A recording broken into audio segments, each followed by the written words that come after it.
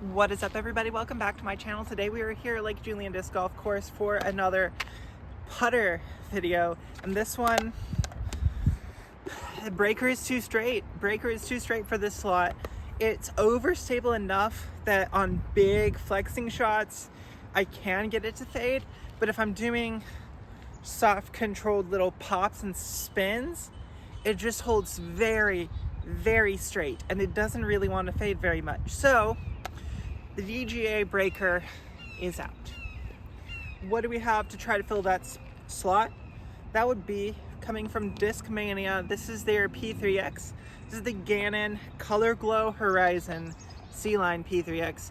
This is the most comfortable feeling color glow plastic from any manufacturer that I've ever felt. This feels absolutely phenomenal. It's got some nice give to it. It's about 55-60 out here, so it's gonna have some nice give. Might stick to the ground a little bit better than necessarily something a little bit stiffer. However, I'm not really looking for how much give or how much flex the disc has in the plastic itself. I'm looking for how much flex the disc has in flight. So we're gonna be throwing some flex shots today. Let's start ripping some discs.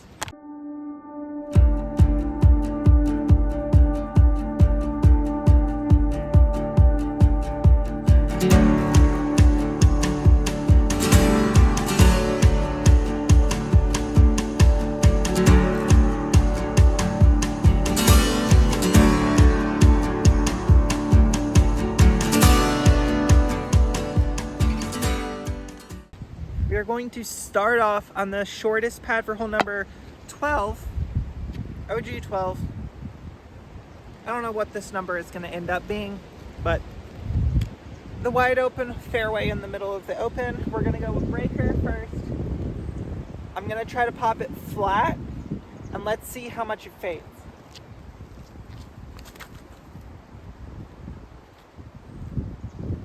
Okay, there is a crosswind, so let's take that into account as well.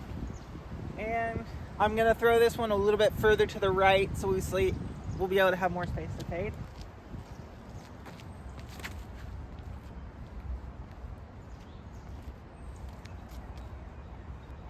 That's more the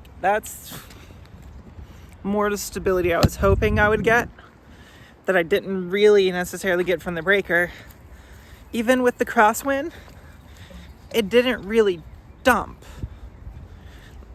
And when I say dump, yes, I know that I was having issues because the Rhino just basically dumps, and that's what makes it not actually that overstable of a shot shape.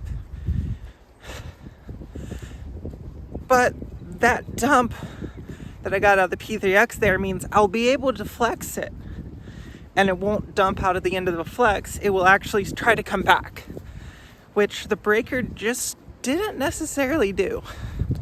Now, scientifically speaking, dome comes from two different things. One, the shape of the rim, and two, the depth of the disc, I guess we'll call it.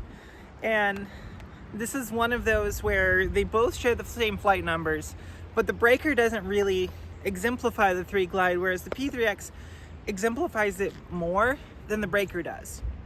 And based off of the shape of the rim, these should be fairly similar. Those are very similar shapes. Obviously the breaker is a little bit more blunt on the edge, and this has a little bit more rounded off shoulder. However, where it really differs in the glide is the depth. The breaker is actually a very shallow putter, especially for an approach disc, whereas this seems to be, it's not necessarily deep, but it's kind of a generic depth for a putter. So the shallowness means that this one just doesn't hold enough air underneath it to keep it aloft for long enough for it to fade, whereas this one does. So I think that's why I've always kind of gone with a little bit more deep growing putters necessarily than the shallow ones, probably for that reason. P3x faded harder, so P3x has 1 point.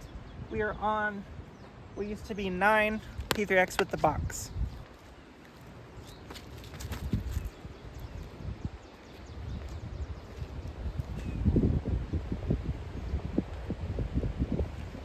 Okay, that wind affected that. Let's see if it affects the breaker.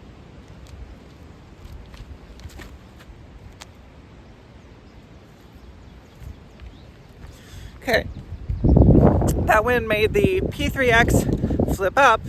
Now I'm feeling why. Wow, just past that tree, it just picks up. It flipped up to super straight, the P3X, which was working on its way of fading, and then hit a branch. And the breaker flipped up and over. The breaker drifted right before it hit a bush. So that's one more point to the P3X. Yeah. Discraft and their numbering systems are just a little bizarre to me some days. One whole number that I do know is not changing is hole 1, because it's hole 1. You're not going to change the starting number, but as you go through the course, they started to combine some of the shorter holes to make them par 4s and 5s. So that's why the numbering system is going to get a little weird, because that says 9 on the basket right now, but that's not 9's basket. They're going to have to rearrange where the baskets are placed. Anyways, hole 1, there's a lot of crosswind. What was a headwind on the last hole is now a crosswind right to left coming off of the lake. So can these fight the wind enough to not just get pushed by the wind? I do want some fade. But I want them to be able to fight this wind. I want them to do what they want to do. I want these discs to do what I want them to do, whether or not the wind's blowing. The wind will affect them a little bit, but I don't want it to drastically affect it, because if I want that, I'll throw a proxy.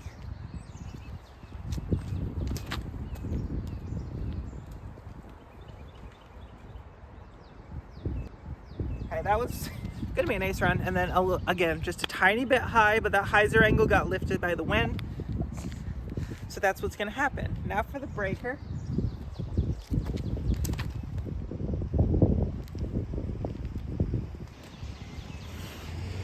Yeah, the breaker is just not...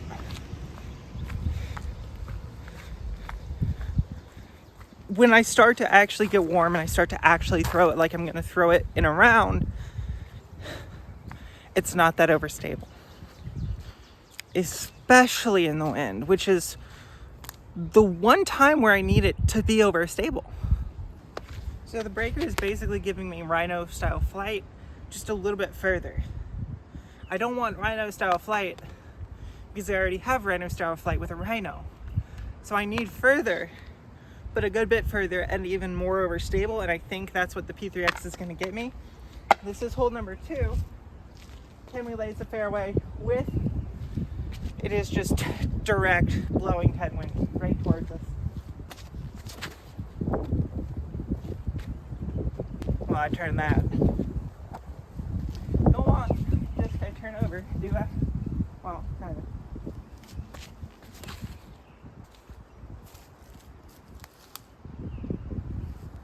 I'm going to tell you the one reason why the shots looked like they were flip-flopped. Depth. The depth of the breaker is so shallow, I can basically just kind of pinch my fingers together and not even hold onto the disc and just throw it and it'll rip out of my hand. If I try to do that with the P3X, it's still putter depth. I still have to kind of time the release properly and time the hit point, or it's gonna roll ever so slightly. So it takes more precision with the P3X, but I think the P3X is the stability I want, so I'm willing to learn the precision versus the breaker, which just is too straight, if that makes sense. So I guess technically breaker with 1, P3X with 3, but if P3X wins on this hole, I think it's pretty much called.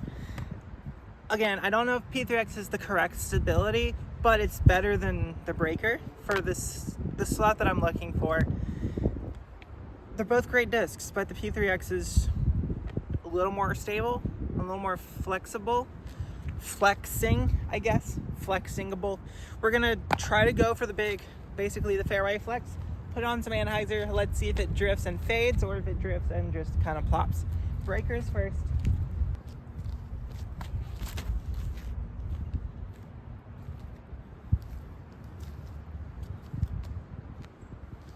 See, at distance, you can flex it. But when you're going 250 foot shot, it just doesn't really want to get back all the way. It worked here because we have a tailwind and it's very far downhill, so there's a lot of hang time for it to flex back. If the ground was more level, I think it would have hit the ground before it flexed. P3X though, gonna have to really be precise here because I don't want it to fade out.